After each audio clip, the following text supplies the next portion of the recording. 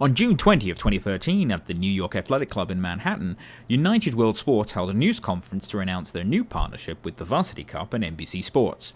Sit back and enjoy as we share full coverage of the conference for your viewing pleasure. So, first of all, I want to welcome everyone. I want to thank the New York Athletic Club for their hospitality, principally Colin Neal and James O'Brien. Terrific venue. The right place to make this announcement. I want to introduce some of the cast of characters. We have Jack Clark, who's the captain, the coach of Cal. We have Mike Flanagan, coach of Navy. Jim Smith, who's the coach of Brigham Young. And at the end there is Dan Lyle, he's our executive vice president. And of course in the middle, our key partner, Gary Quinn, NBC Sports. So I'm very proud to host this event to talk about, the guy won't, but he's, well, about our new organization, United World Sports, which we're putting all our rugby properties under and other athletic properties, and also the Collegiate Rugby Championship, which is developed by these gentlemen. They're the architects behind it. And we thank them for looking at United World Sports and NBC Sports to be able to manage, produce, and broadcast this event. The goal is to take collegiate rugby out of the backwater and put it on dry land and sunshine. And I think that this will result in what we're calling the competition of champions.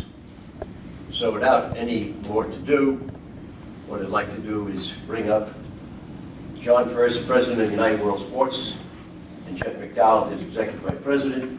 They'll talk about the role of United World Sports, and then we'll go into the Collegiate Rugby Championship and our partnership with NBC. Thank you very much.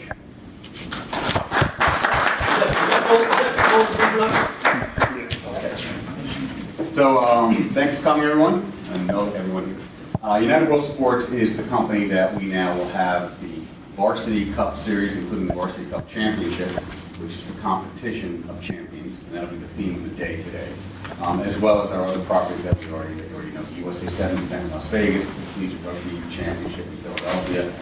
We have another tournament coming up in Miami called the America Sevens Cup Championship, which is North America versus South America, all national teams. We have a soccer event called the Pro Soccer Challenge, which we ran last year in Las Vegas together with the MLS, which was extremely successful in developing that, among other sports that we're currently targeting, as well as our apparel business and some entertainment properties as well. Today, we're really setting up, it's a roundtable, so this isn't a formal press conference. This is being filmed and will be distributed, but we'd like to open up the entire floor here for questions, comments. The coaches for the Varsity Cup Series they've developed this from scratch. Last year was their first year. They came to us to manage and produce the event. We grabbed it. We immediately spoke to our partner, NBC. They were within one conversation, and today is the day to sort of announce exactly what this is, how it's set up, how important it is for rugby, why it was set up. Jeff, who is our Executive Vice President of United World Sports, has really been, in my opinion, the brains and the glue to get this whole thing together. And Jeff, you want to say a few words? Yeah, it's an exciting announcement for us.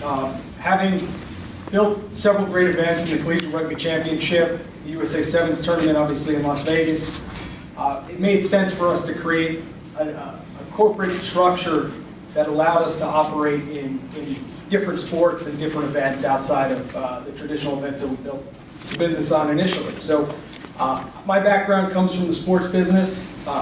Very, very keen to work within rugby. It's an exciting space, a lot of growth opportunities. And my goal is to apply some of the knowledge that I've acquired over the years within the sports business to apply it to United World Sports and help grow the sport of rugby. And I think right now what we're going to do is just have some opening statements just from the coaches and from Dan Lyle from United World Sports and Gary Quinn, and then we'll open up questions. Thank you very much. Thank you.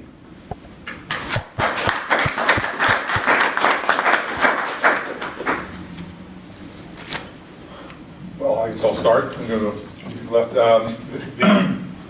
The property, the Varsity Cup, this will be the second year that it's coming online, and the schools that are represented here, along with their brethren who made up the original group that got together, really looked at creating a business end of rugby for the sport, and really a postseason environment that their universities and would really benefit from across the board. And I'll let the coaches talk about what that means, but to a commercial entity, to a marketer, to a rugby fan, we're really building with these with the Varsity Cup universities a championship for champions. These are 31 of the 34 national champions over the last 34 years, along with untold numbers of semifinals and quarterfinals represented from these teams. They'll talk about a little bit of the expansion from the 8 teams to 12 teams and how that will come about, and we'll look to have a 1-month postseason environment in May, culminating in a final on NBC Sports Network May 3rd, and I'll let Gary talk a little bit more about that. But there's an excitement level of being able to bring rugby, the collegiate rugby, the brands that all of us in sport know. We know who Notre Dame and UCLA and Cal and BYU and Navy and so forth are. And we know this intrinsically, what rugby is, and that we played in our backyard growing up. It's the amalgamation of so many sports. It's original to football, but we don't have the opportunity as a general public, and even as rugby fans, rugby community, that affinity group that's 500,000 or 600,000 strong or more, that touch or feel the game through parents and grandparents and so forth, that we don't get to see it as often as we would like to, but knowing when we do see it, through ratings, through digital media, recording, looking at how many people touch and feel our websites and so forth, that when they touch it, they like it and they don't turn it off.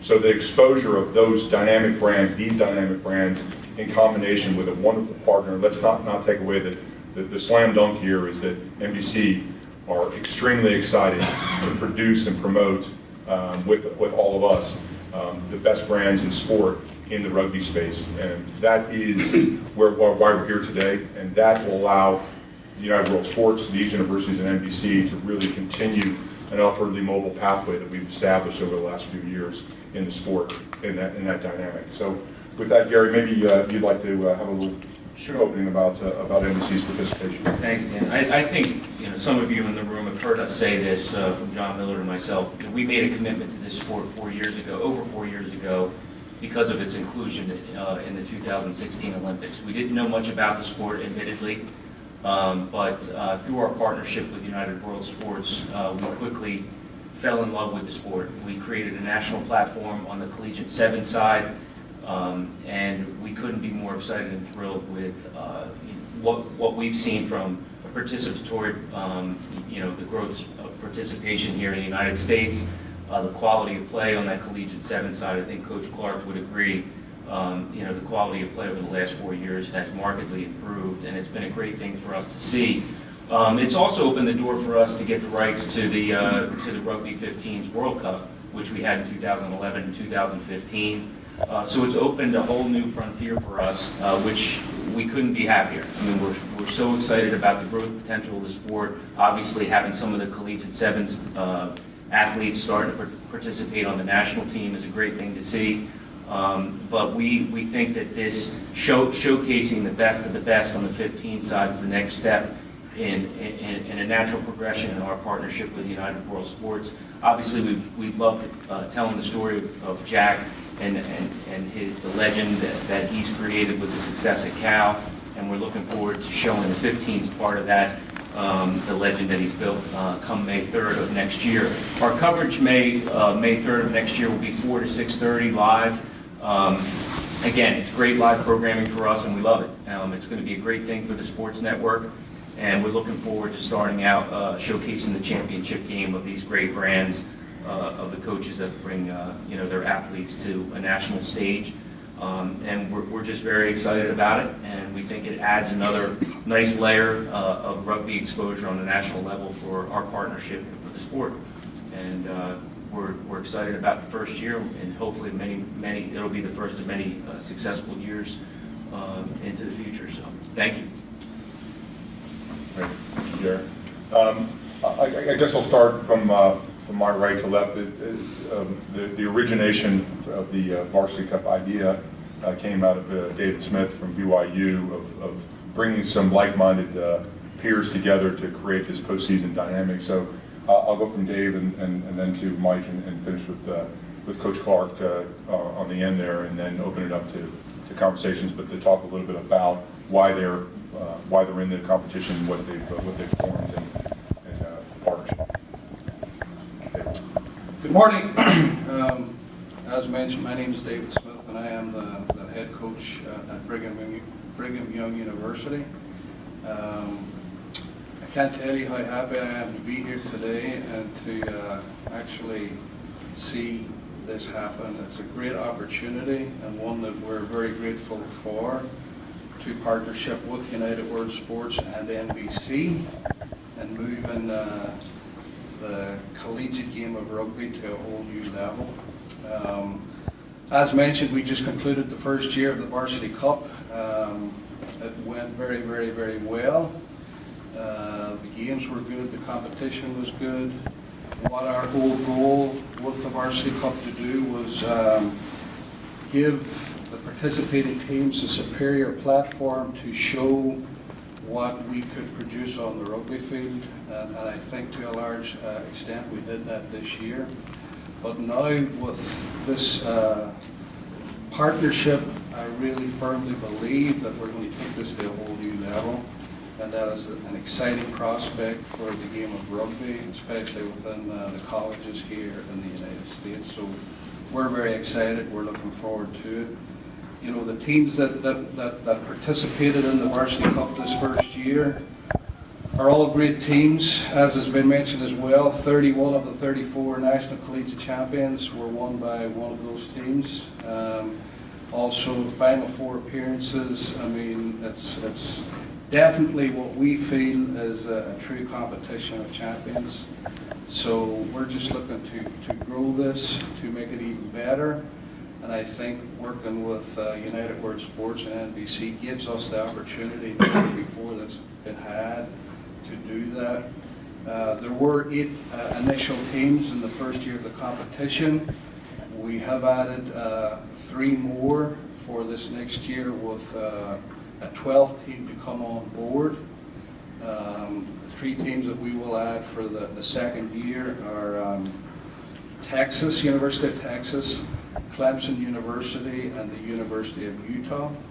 We have lots of other teams who are interested in being that 12th team. So over the course of the next month, I think we will come to a conclusion on who we will invite in to be the 12th member of the Varsity Cup universities. So as I say, we're excited. We're really looking forward to it, and we're thankful for this opportunity. Before you, Mike, the notes on that relate to BYU played Cal in the final this year, and to a pretty enthralling game in front of 4,500 people at the BYU South Field.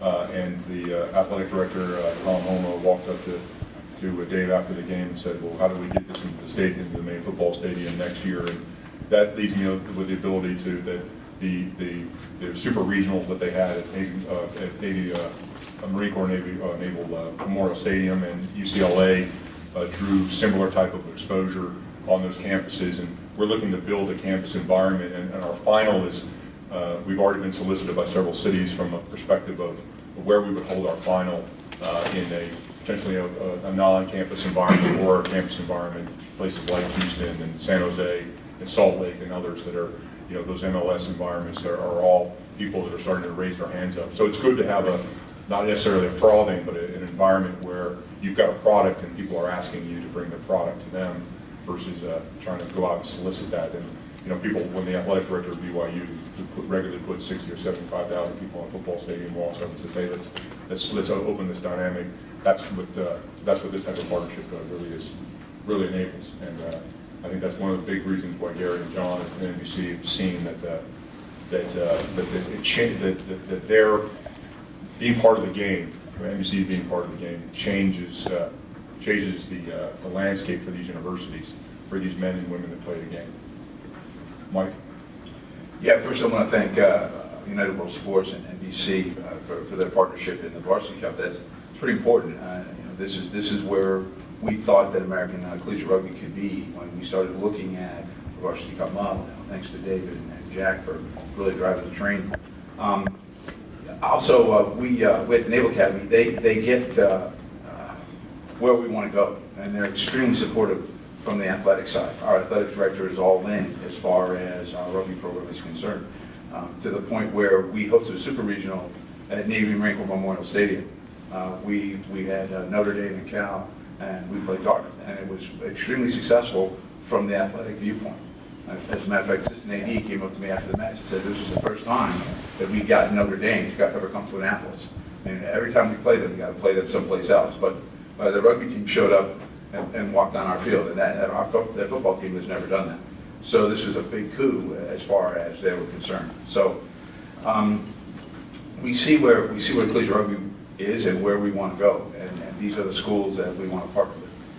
And I'm grateful that we have the opportunity to be in the competition and to play through. Yeah, just echo everyone's comments. Awfully exciting. Gary and John Miller really been driving this this television rugby train, and it's you got to pinch yourself if you're a lifer in rugby like I am. That here we are on network television with this wonderful broadcast, and I think anyone that's participated in rugby for a while, one of the questions we face now is with the Olympics being the driving force in 7-a-side rugby, what will that mean for the 15s game? And I've always described that it's going to help. It's going to help both forms of the game, and I think today is evidence of that.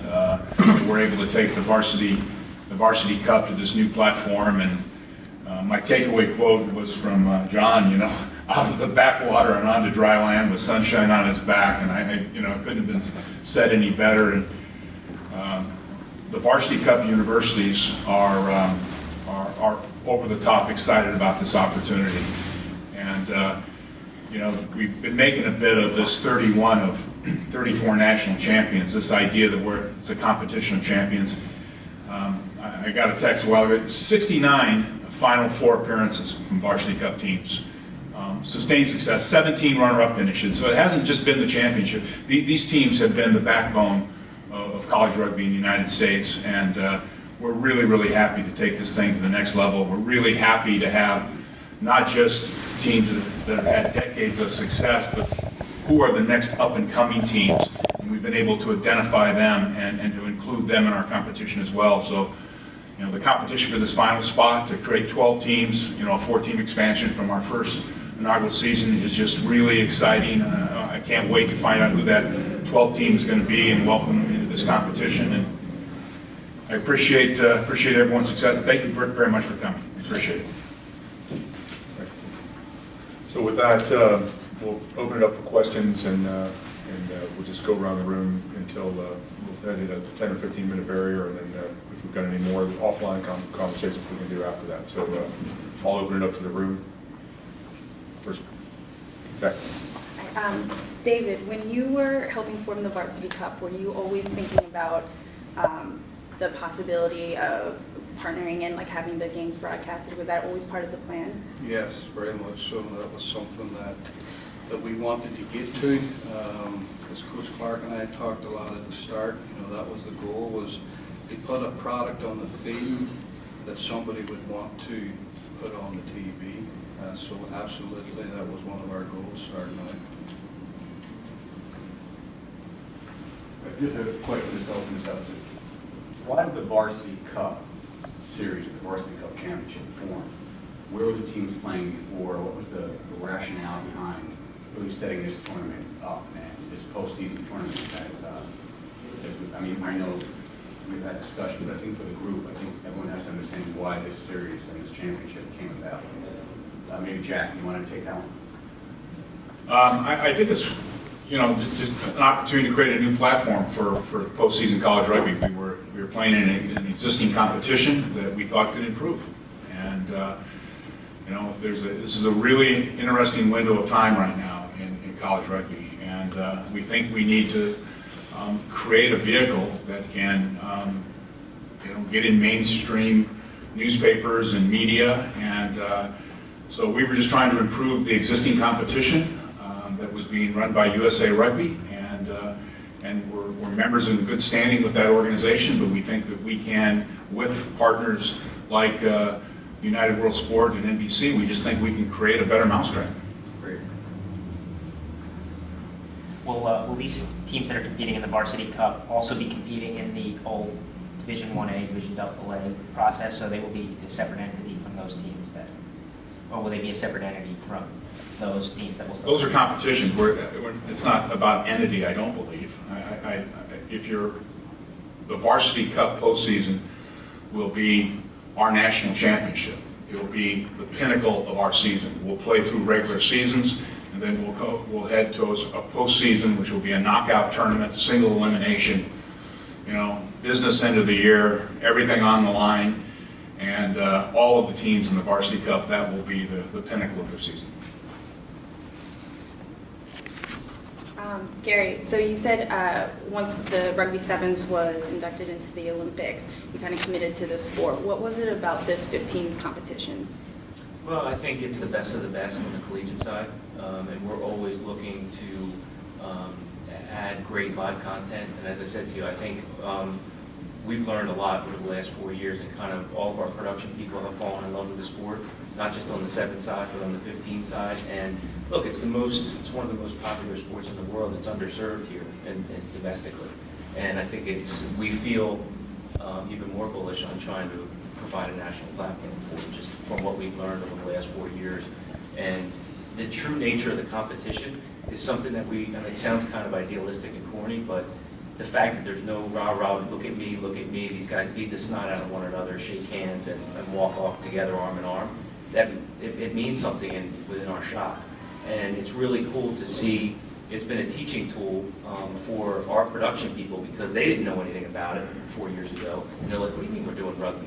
Now these guys are chomping at the bit to let's do more, because they're going to need to know what they have to do in 2016. And so now everybody's in lockstep. Our talent, our announcers are starting to get it. The chemistry is starting to develop. And, we're always looking to, our partnership with United World Sports has been fantastic. And it's another nice layer in between what we're doing in Vegas in February. It gives us something in May to talk about June. So it's just, again, they all cross-pollinate, cross-promote one another. And, we've got the best brands, collegiately with these great coaches that are up here bringing great athletes to the table. And we think, again, it's time for the sport to be exposed more here on a national level. And Gary, what you've also committed to, you and John Miller, which is wonderful for this group to know and also wonderful for rugby, is that the final championship is being broadcast on May 3rd, which is Kentucky Derby weekend. So Gary and John want to do is really drive that audience, which is a huge audience, at least a portion of them, directly to this game, which will expand, again, rugby coverage, rugby fans, and obviously the exposure for the sport in this particular championship to the country, which is just phenomenal. Thank you for that. We know the championship's going to be aired on TV on May 3rd, as you said, but will other games that are taking place in this competition be played in bigger venues and have any exposure? We're looking at all of our options right now. From an NBC portfolio, the May 3rd game is the commitment to live television. They did a wonderful job of streaming the games this year and getting that dialogue, and we'll look with our media platform and our abilities to enhance where we can. But they played some great regional qualifiers in great stadiums. They had significant crowds in a couple of those at Cal for a semifinal, at BYU for both the semifinal and the final and so forth. So we'll look to enhance on that, but it's not broken. It's just enhancing on that. Yeah. How do you see the Varsity Cup helping to grow just the grassroots participation in rugby in the U.S.? Well, whether you were one of the teams that were in the CRC or not, your rugby grew. Even if you weren't one of the participating teams, there's just something magic about that platform, and I think the Varsity Cup has a chance to do the exact same thing. I mean, obviously it's it's going to grow the rugby of the participating teams. But we believe that by creating quality events, quality competitions that are well broadcast, well managed, that we can create a tide that will lift all the boats, really, and improve the overall game. And there's nothing better to go to Philadelphia in June and have high school coaches and collegiate coaches come up to us and say, you have no idea what the national exposure has done for the sport. And there's, it's music to our ears. Obviously we're in this, we're not running a charity, we want it to be a good business, but at the end of the day, it's definitely serving its purpose, and our goal was with United World Sports to grow the game and to anecdotally hear those stories each year and see the quality of play improve is very rewarding for us.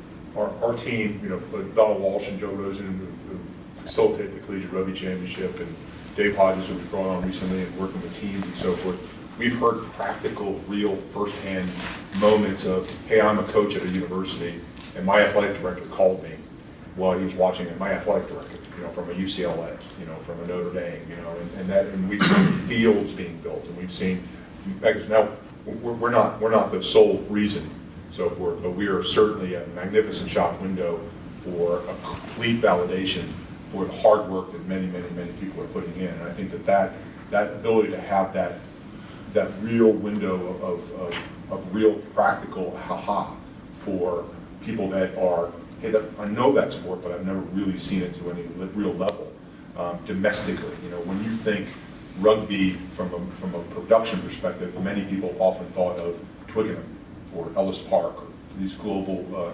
pantheons around the world. They didn't think, stadiums in America. When they think American rugby, they think of the park. And a couple of people now they think broadly, and their athletic directors are seeing that and returning.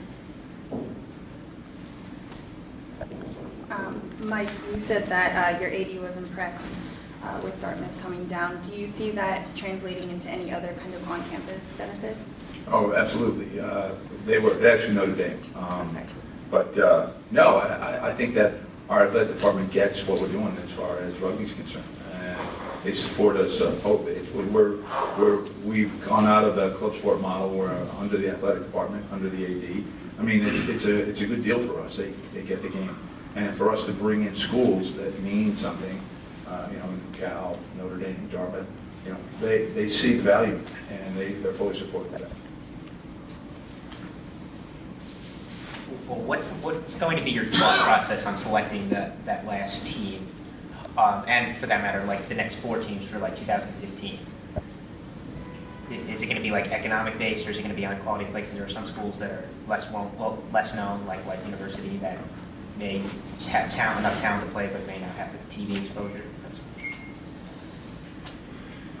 I think that geography means a little bit to us now, and I think the teams that we're examining are in the East, maybe the Midwest. I think Clemson is a good example of that. We identified Clemson as the 11th team in the competition based on, we see them at 10-2 this year, growing, one of the better teams in the Southeast, and a team with significant kind of on-campus help, good coach, good alumni support. So we're going to push everything through those kind of filters.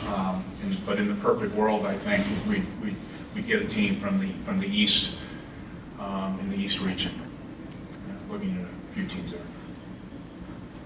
We'll have an evergreen process of amongst ourselves to make sure that we are ticking all the boxes. And as has been clearly stated, there's a performance dialogue, there's a competition of champions, and there's a commercial dialogue, and all 3 of those windows will be continued to be things. But with the Varsity Cup gentlemen pulling in Central Washington from a competitive standpoint, I almost look at it as the .edu conversation. Are you institutionalized? Are you making your way forward? And are you now we are looking at making sure that everybody in the country can see this, and then people. Yeah, maybe it's a good idea just to explain how we're forming a sort of board, if you will, in Varsity Cup with key coaches. Well, absolutely. To that point, it's really about that you have those 3 factors: the performance side, the coaches, the management side, United World Sports, the broadcast side, and NBC now can partner and talk, really scientifically about how and what is needed for expansion or not expansion. You know, you really, you walk, you run as you go, but we've done that and proved in, for example, with the CRC, the first year, second year, hey, it's a close shot, how do you do this, and so forth, and it's anything but that now, and it's expanding. So I think we've got a proven track record to that. Now, 15s and 7s, as the gentleman said, are a different conversation, you know, and we'll look to get our feet wet together, and we'll have a management group of really, you know, I think we've got a good level of pedigree now to be able to. But the idea here is also this, the winner of the Varsity Cup Championship is, in a sense, the national champion because of the quality of play, because of the selection with this quality of play. The winner of this will be, in a sense, the national champion. That's what we expect to really produce here in 15s.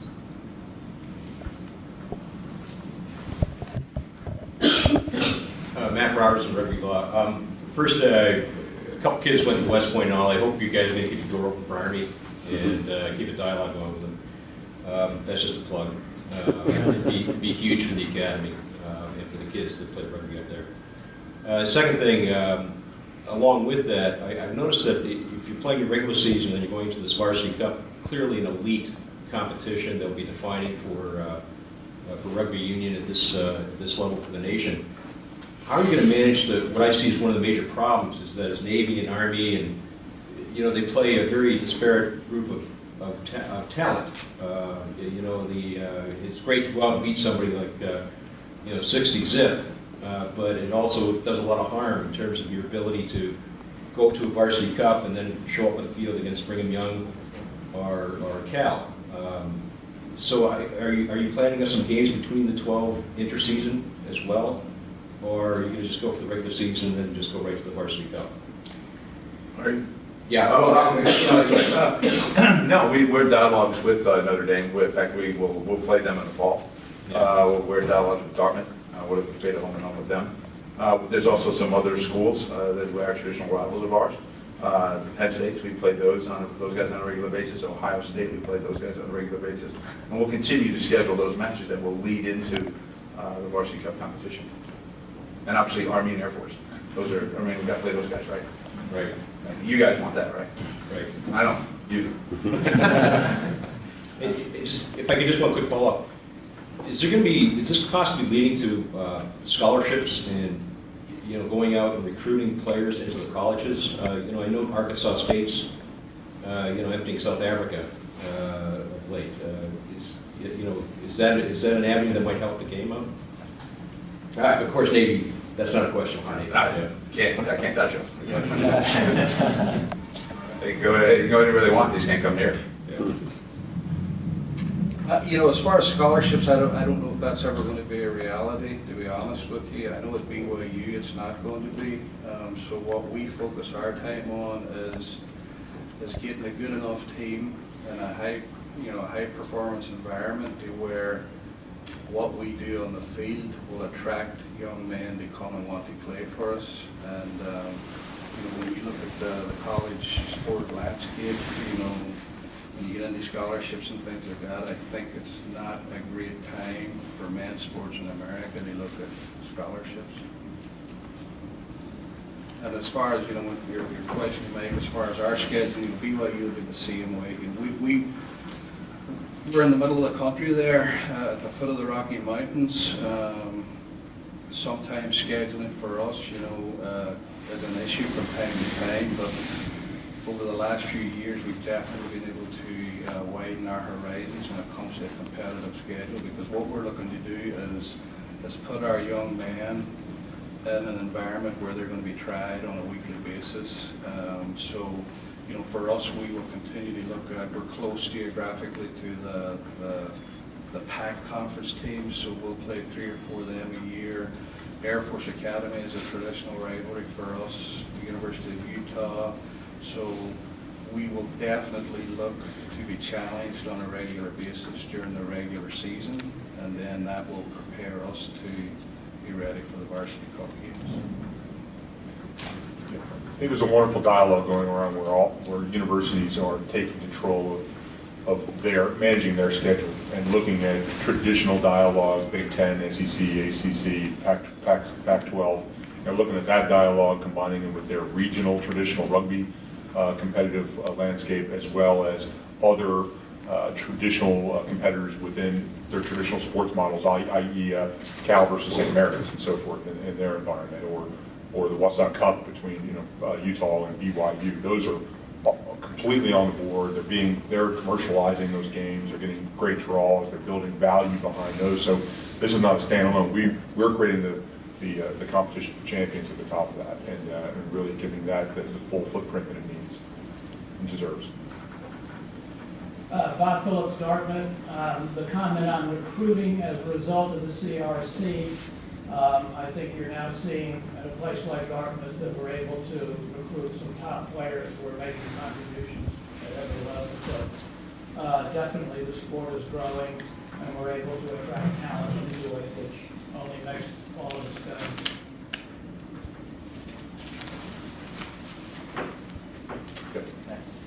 There's been like a lot of chatter about like possible professional league in the United States, and I was just wondering if you see like this as like a possible stepping stone for a long-term goal of creating a professional league in the United States.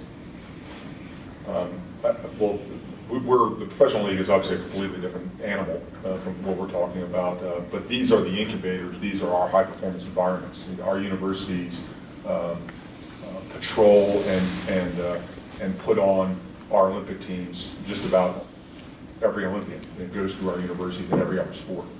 So the processes around the world of the club, academy and club model, while we have a parallel system that here and we need that, we're a scholastic to university model for that. And that's something that if we can get more traction to, more support to, and create this pinnacle as we're talking about, it allows our teams, both in 7s and 15s, to get that much better and create that much stronger of a high-performance environment. As Dave said, their goal is to create the best environment for young men to participate in. And as we were talking about in our informal roundtable last night, you don't meet many people whose life has not been changed through rugby in a positive way.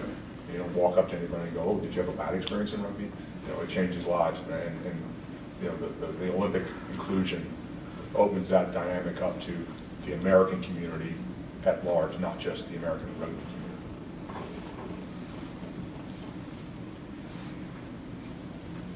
Having specialized in 7s, do you anticipate any challenges with the 15s market as far as attracting viewership or anything that matter?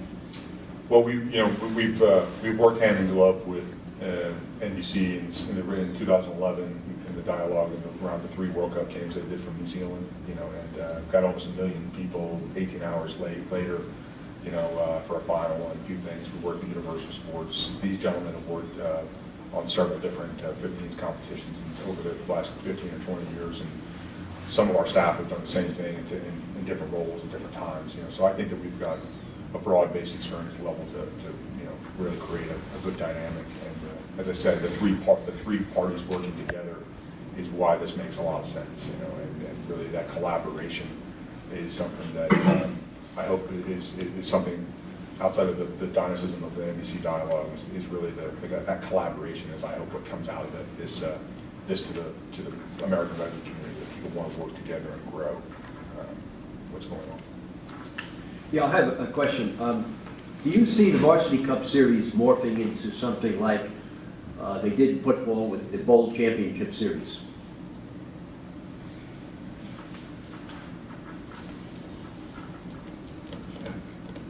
Tough question. Well, I think we have to rely on United World Sport to help us manage the growth of the competition. NBC. I don't think we can start taking things off the table at this point. Right. I think the answer is yes, though. Because we are, in a sense, creating a national championship. What we have right now is a national championship, which is a single elimination knockout tournament, which is pretty bloody exciting. And if you told me it was going to morph into a series of different bowl games, I guess that could happen. I think the lens we have to put all this stuff through is, to take advantage of the opportunity that we have right now everything we do has to bring more fans, more media, more sponsor partners, more institutional support, and more and better athletes. So everything we do that's growth. That's growth, and we get confused with growth. We talk about it sometimes, and we're off those points. I mean, that's what's going to grow our game. And for me, everything I'm thinking about in rugby right now, and everything I want to be involved in, has got to bring more fans, more media, more sponsor partners, more institutional support, and more and better athletes. Yeah, from a commercial perspective, I mean, not to throw a wet blanket on things, it has been a challenge. And, you know, we believe in it as strongly, much more strongly than we did from day one. But we do need to have the rugby community, we're reaching out to benefactors, of CEOs of companies that played rugby, but we need people to step up and partner with us on this, or else it's not going to succeed. And you know, this incubator it's a perfect situation for growth. But as Jack said, we need to have more commercial support and more partnership from a sponsorship perspective, or else it's going to die. And you saw what happened with wrestling in the Olympics. You know, it could be a quick out for rugby if people don't step up and support it. And so we're here to tell you that we're standing strong and standing arm in arm with people, the coaches, and with United World Sports. But we need to, you know, bang the drum as loud as we can and get as much commercial and partnership support as we can for this to succeed. Or you won't see any bowl championship series type template. Gary, to couple that, I think it's important for the rugby community to also realize how important it is to come out to attend these matches as well. Sure. You know, part of that success is showing up and coming in and watching the live championship. Sure. Well, I mean, I think you've seen the success in Vegas. It's established, the event has established itself over the last decade, and it's a credit to United World Sports, where you have close to 70,000 people coming to an event in a 2.5-day period. We hope that with time, the same thing will happen in Philadelphia, and with, you know, the Varsity Cup as well. You know, we've seen, actually for an emerging sport, it's done very well from a viewership perspective. You know, we've been pretty pleased with the numbers that it's delivered. If you're talking about 5 to 6 million viewers over a weekend for a sport that most people don't know much about, it's a good thing, and it's a great growth foundation baseline for us to take to the next level. But you're right, Jeff. I mean, you know, you obviously want to have you know, people come out and support it. The worst thing on television that we never want to show an empty stadium, and you know, because that tells the person clicking through just to keep going because nobody cares enough to go. Why should I watch it? So it is important to have butts in the seats, and you know, that's obviously going to be the goal of the Varsity Cup as well. So. Have you looked at the economic impact of the Varsity Cup on the locations where it's going to be held in terms of fans, attendance, and things like that?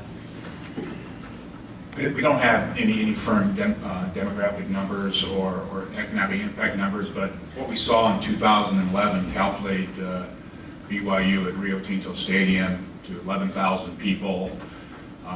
Interesting in those small markets that, you know, you can come in and really dominate that marketplace. You know, radio, print, and a lot of fans in the stadium. So, I mean, I don't think there's any doubt what our potential is. I think our potential is very, very high.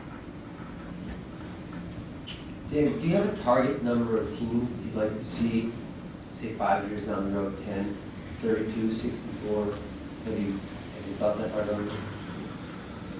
In your mind's eye, you think about it, and you talk about it offline. But we're really establishing this partnership right now, and sitting down and looking at how do we put indicators and objectives collaboratively together that make sense for us to really you know, warn off any long-term downward. You know, and you know, we were reminding ourselves yesterday of lacrosse. The more events that lacrosse college has built, the less their pinnacle event has done, you know, in Memorial Weekend and so forth. So you really need to create a balance of how many events you do, how many you launch, how many teams you involve, and so forth. But as we said earlier, we're not a closed shop. You know, we're proving that across the board, so forth. Qualification dialogues, all those things like that are all on the table. But you know, it's more about coming out of the blocks, creating a dynamic, you know, a second year having a wonderful event on NBC Sports Network on the 3rd of May, and then turning that into steps forward. But we'll be in planning phases in the next couple months.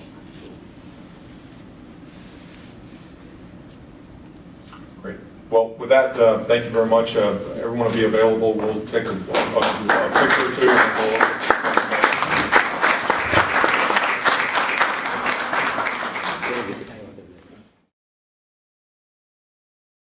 It's a rugby life for me.